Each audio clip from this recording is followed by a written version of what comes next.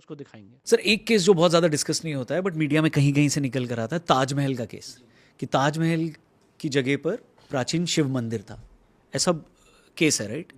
तो क्या ये थोड़ा डिटेल में समझाइए, क्योंकि ये अगर ये ट्रायल तक पहुंचता है या इसके बारे में, तो ये ग्लोबल डिबेट बनेगी, क्योंकि ग्लोबली ताजमहल एक ऐसा मॉन्यूमेंट है जो जिसको देखने के लिए दुनिया आती नैरेटिव है। हाँ नैरेटिव एक ऐसा ग्लोबल नैरेटिव है हाँ जिसको एक सभ्यता, एक सिविलाइजेशन हाँ तर्क के आधार पे चुनौती दे रही है।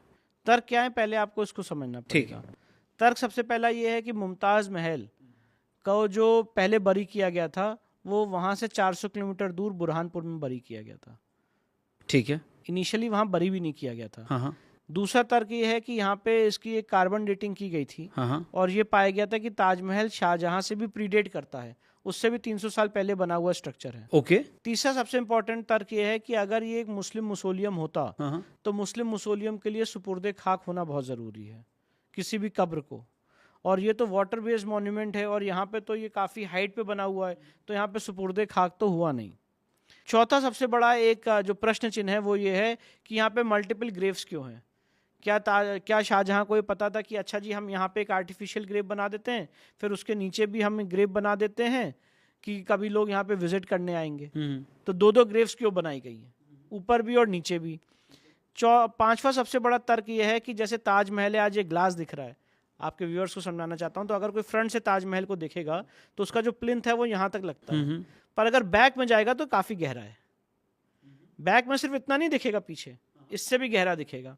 तो ताजमहल में नीचे आज भी ऐसे 27-28 कमरे हैं जो आर्टिफिशियल वॉल से बंद हैं, उनको खोला जाएगा आज भी तो आपको उसमें हिंदू देवी देवताओं की मूर्तियां मिलेंगी। ये हमारा क्लेम है, पर ये क्लेम को सिद्ध कैसे करेंगे?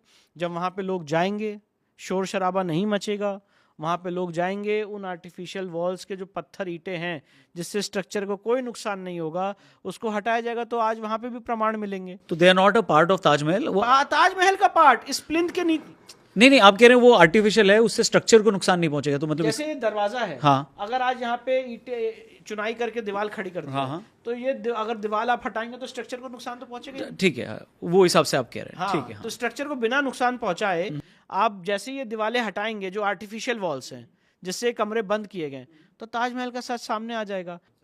और सबसे महत्वपूर्ण बात, ताजमहल जो बादशाहनामा है, अगर आप उसको पढ़ेंगे जो हामिद लाहौरी की लिखी हुई है, उसमें मेंशन्ड है कि शाहजहां ने इस जगह को राजा जय सिंह से एक्सचेंज में लिया। अच्छा, तो अगर एक्सचेंज में लिया तो मतलब आपने ओरिजिनल नहीं बनवाया।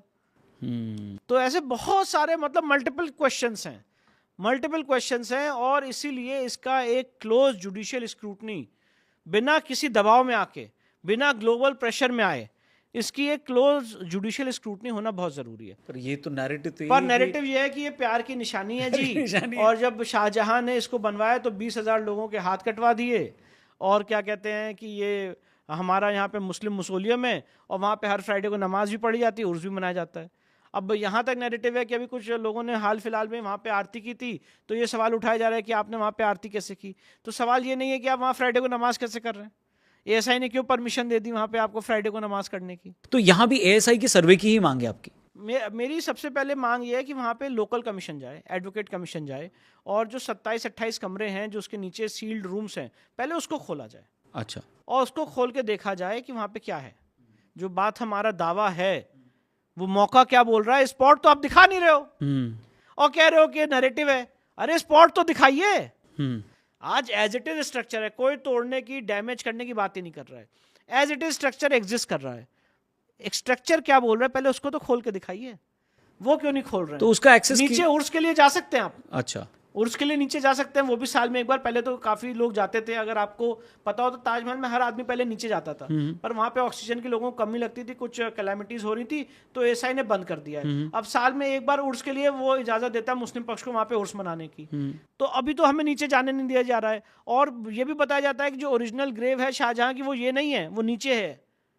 ओरिजिनल ग्रेव नीचे है, मतलब पहले आर्टिफिशियल ग्रेव्स हैं ऊपर जो हम और आप देखते हैं, उसके नीचे जो है ओरिजिनल ग्रेव्स हैं, ऐसा बोला जाता है।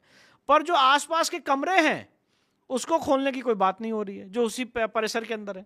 तो वो कभी नहीं खुले या आपका डिमांड है आपको नहीं मिल रहा है या नहीं, कभी नहीं खुले। अच्छा, कभी खुले ही नहीं। हाँ, वो जब खोले जाएंगे, वहां पे जब जांच होगी तो पता चलेगा। तो वहां पे जांच हो ही नहीं रही है, जांच हो नहीं रही है और नैरेटिव बना हुआ है। भाई जांच तो हो जाए ना, जांच होके बताइए कि ये गलत कह रहे हैं, ऐसा तो कुछ है ही नहीं, यहाँ पे दिखाइए उसे। तो इसमें कहाँ तक पहुंचा है लीगल बैटल? इसमें अभी हमारा सिविल सूट 2015 से, आज से नहीं, 2015 से आगरा की सिविल कोर्ट में चल रहा है और इसमें हमारी काफ़ी स्पीड से मामला इस समय आगरा की सिविल कोर्ट में चल रहा है और इस समय हमारा जो रिवीजन पिटिशन है वो इस समय डिस्ट्रिक्ट जज महोदय के सामने पेंडिंग है। वो गलत दिखाया गया मूवी में कि हमारा सिविल सूट रिजेक्ट हो गया है, हमारा सिविल सूट इस समय पेंडिंग है आगरा की सिविल कोर्ट में।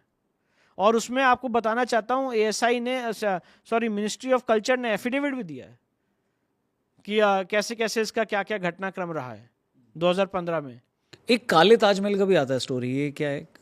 नहीं, वो बताया जाता है कि उसके पीछे वहां पे बनवाने की प्लानिंग थी पर वो बन नहीं पाया था, उसको उसकी औलाद ने कैप्चर कर पर लिया। एनीवेज मैं कुछ और कह रहा हूँ। ताजमहल के पीछे जो यमुना का रिवर बेड है वो वहां पे है। हाँ। और ये ऐसी टेक्नोलॉजी से बनाया गया है, ऐसा एक हमारे पूर्वजों ने, कि जो वहां पे लकड़ियां हैं वो ऐसी लकड़ियां हैं जो जितना पानी में रहेंगी उतना मजबूत होंगी।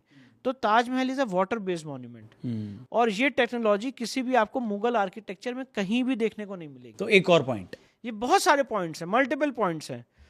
तो जो अभी मूवी आई है परेश रावल साहब की द ताज स्टोरी, उसमें भी बहुत सारे क्वेश्चंस पूछे गए हैं, बहुत सारे पॉइंट्स रेस किए गए हैं, पर ये सारे पॉइंट्स तब तक क्लियर नहीं होंगे जब तक वहां का स्पॉट इंस्पेक्शन नहीं होगा। स्पॉट इंस्पेक्शन होना एडवोकेट कमिश्नर महोदय की तरफ से और उसके बाद सेकंड लेयर जो साइंटिफिक ASI की है, जब ये दो चीजें होंगी तब जाके चीजों में बहुत ज्यादा क्लैरिटी आएगी।